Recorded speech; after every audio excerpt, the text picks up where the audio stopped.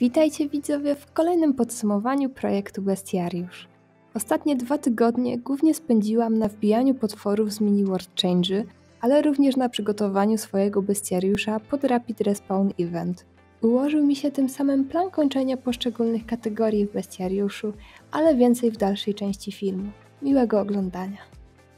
Ostatnio nie miałam pomysłu, za jaką kolejną bestiarkę się zabrać, ale przez kilka dni na Damorze był aktywny Goroma Eruption Mini World Change, a więc wybrałam się z ciekawości sprawdzić, jakie potwory tam znajdę i czy warto tam zostać. Biegając po kilku piętrach, do bestiariusza wbiły mi się Fire Elementale, ale oprócz nich wpadło trochę Diabolic Impów, Hellfire Fighterów, Dragonlingów, Dragon Hatchlingów i Dragon Lord Hatchlingów.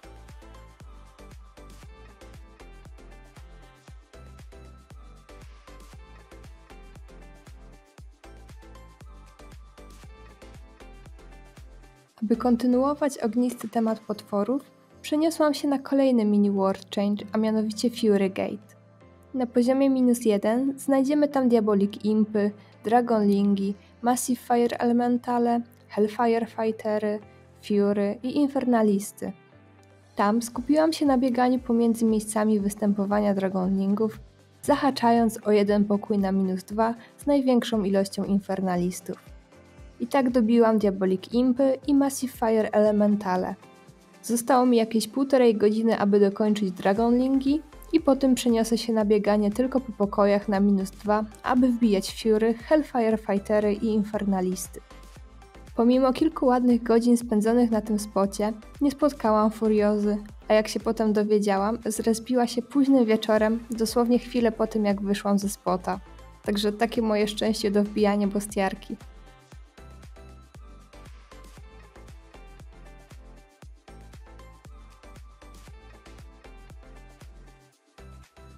Kolejną miejscówką, na którą się udałam, była Isle of Evil.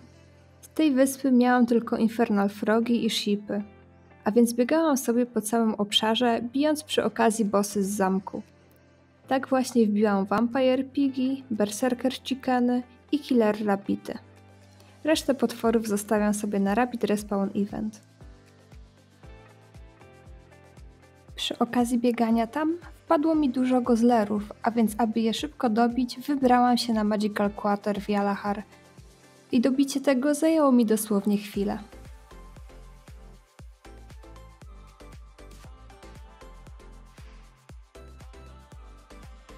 Następnie odwiedziłam Fenrock, a dokładniej kontynuację questa The Hidden City of Bergar, misję Royal Rescue. Standardowo link do spoilera znajdziecie w opisie. Podczas tego questa uzyskujemy dostęp do terenów, na których znajdziemy Furious Trolle i Troll Legionnaire. Jest to jedyne miejsce występowania tych potworów. Gdy mamy ten quest zrobiony, a możemy to sprawdzić w questlogu, będąc w kopalniach udajemy się do wagoników i klikamy na pierwszy od dołu. Następnie ustawiamy tory tak, aby prowadziły do prawego górnego przejścia i klikamy na wagonik. Znajdujemy się w obszarze występowania wspomnianych wcześniej potworów. Miejsce to jest duże i przy schematycznym bieganiu respawn bez problemu wyrabia. Teraz widzicie, w jaki sposób ja się tam poruszałam.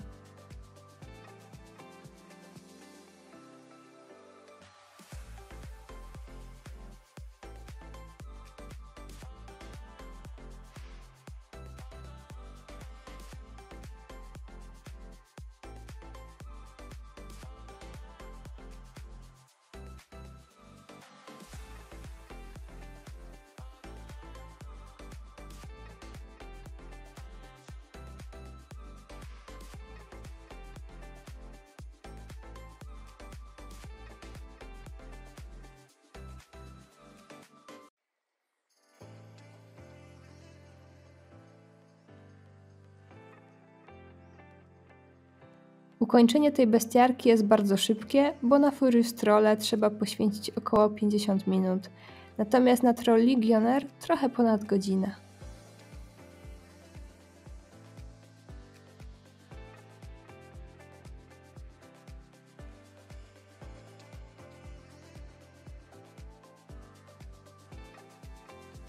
Ostatni mini World Change, na jaki się załapałam, to Terrified elefanty na Tikuandzie. Miałam już ich 200 sztuk w bestiariuszu, ale tym razem nikt nie był zainteresowany ich wbijaniem, tak więc biegałam sobie pomiędzy ich respawnem Midnight Pantery, przy okazji bijąc występujące po drodze elefanty. I tak oto dobiłam zarówno zwykłe słonie, jak i te wystraszone.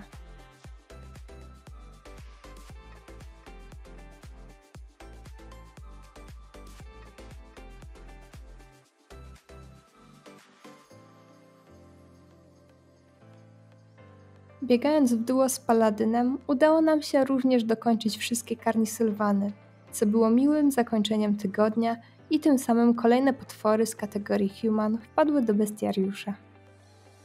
Respawn jest tutaj nieregularny, ale są wyjątki, gdzie zawsze spotkamy te same potwory.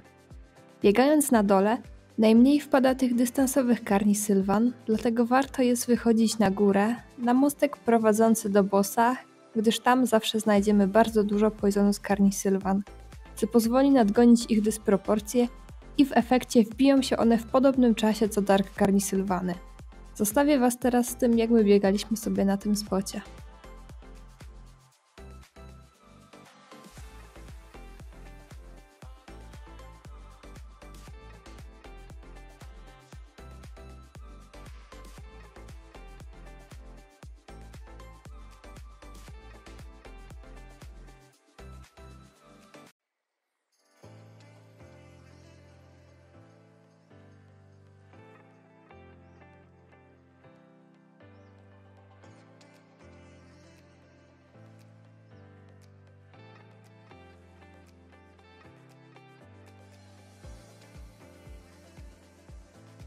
A oprócz tego, dobiłam Dragonlord Hatchingi na Fenrog,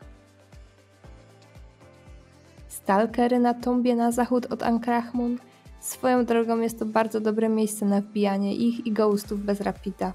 Jest tam od groma potworów, a sama powierzchnia świątyni jest dość duża, więc respawn bez problemu wyrabia. Padły również gangmembery na dzielnicy kupców Jalahar. Tym samym w ciągu 2 tygodni udało mi się zdobyć 430 charm pointów, co daje mi 21 miejsce w rankingu na Damorze. Z racji, że dość mało mi brakuje potworów z kategorii Human, to moim celem na najbliższy czas jest dokończenie jej, czyli przede mną wbicie Warlocków, Priestów, Infernalistów, Gold-Handed ziomeczków Thais i chyba największe wyzwanie, czyli Uzurpery. No i jak już wspomniałam w poprzednich odcinkach, dokończenie kategorii Lycanthrope. Kolejny odcinek serii będzie łączył w sobie podsumowanie projektu oraz raport z Rapid Respawn Eventu, gdyż nie widzę sensu rozbijać tego na 2 osobne materiały. To by było na tyle w dzisiejszym odcinku. Trzymajcie się cieplutko, na razie.